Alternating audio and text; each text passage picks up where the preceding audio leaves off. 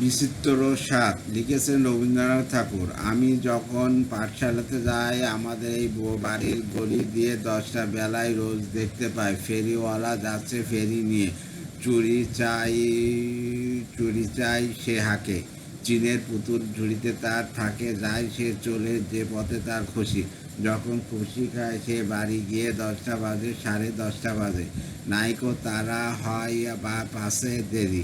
ইচ্ছে করে সেলেট ফেলে দিয়ে অমনি করে বেড়াই নিয়ে ফেরি। আমি যখন হাতে মেখে কালি ঘরে ফিরি 4:30 বাজে। কোদাল নিয়ে মাটি কুপায় মালি বাবুদের ওই ফুল বাগানের মাঝে।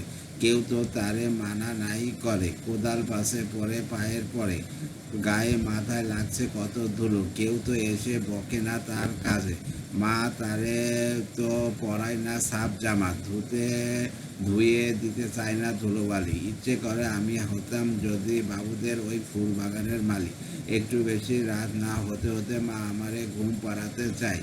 জানালা দিয়ে দেখি চেয়ে পথে পাগড়ি পরে ভাওয়ালা যায়। আধার গলি, লোক বেশি না চলে, গ্যাসের আলো মিটমিটিয়ে জ্বলে। লণ্ঠনটি ঝুলিয়ে নিয়ে হাতে দাঁড়িয়ে থাকে বাড়ির দরজায়।